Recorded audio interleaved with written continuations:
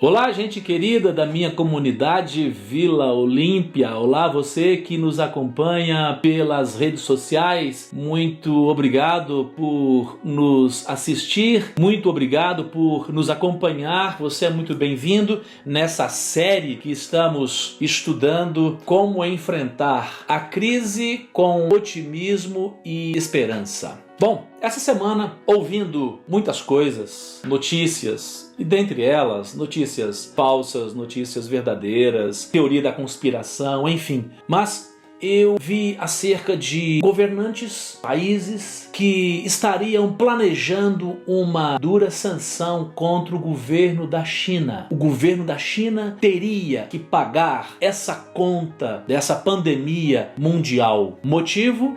O governo chinês teria omitido a notícia. O governo chinês não teria anunciado no tempo certo a respeito dessa pandemia. Se tivesse agido dessa forma, segundo esses líderes, segundo esses analistas, o mundo não estaria tão contaminado com esse vírus. Portanto, a China deveria pagar toda essa conta. Bem, eu não quero entrar aqui no mérito da notícia. Eu apenas quero tomar esse episódio e trazê-lo para uma reflexão bíblica. Porque apesar de estarmos num período de isolamento social, esse isolamento social ele não nos exime da responsabilidade social. A responsabilidade social de cuidarmos uns dos outros. Responsabilidade social que vai muito além do cuidado daqueles que estão próximos da gente. E dentro dessa dimensão espiritual, dessa dimensão bíblica, Deus apresenta para nós uma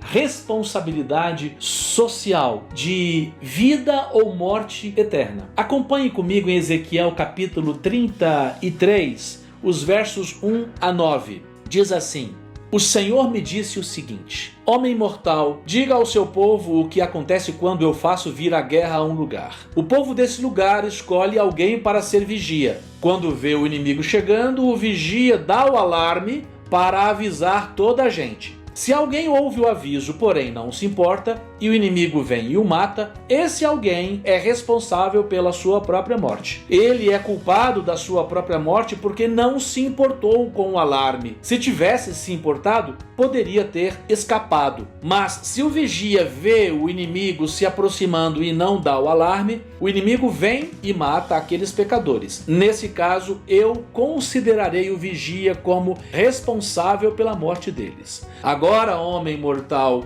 eu estou pondo você como vigia de toda a nação de Israel. Você dará a eles os avisos que eu lhe der.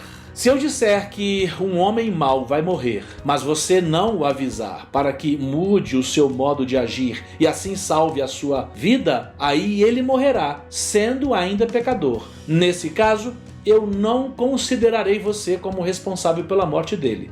Porém, se você avisar o homem mau e ele não parar de pecar, ele morrerá como pecador, mas você viverá.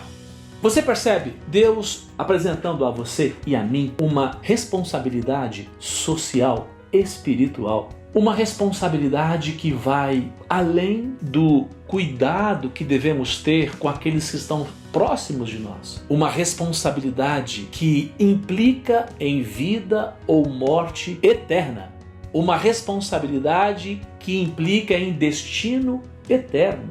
Eu e você temos uma responsabilidade para com as pessoas, para com aquelas pessoas que não sabem, que não conhecem a boa nova de que Jesus vai voltar e que todo esse sofrimento vai ter fim. Você e eu que temos essa notícia, nós temos a responsabilidade de transmiti-la. Nós temos a responsabilidade de avisar para aqueles que estão no caminho da morte, para aqueles que estão fazendo escolhas erradas, para que eles mudem a rota, para que eles passem a fazer as escolhas certas, para que eles passem a seguir o caminho da vida. Jesus disse: eu sou o caminho, a verdade e a vida.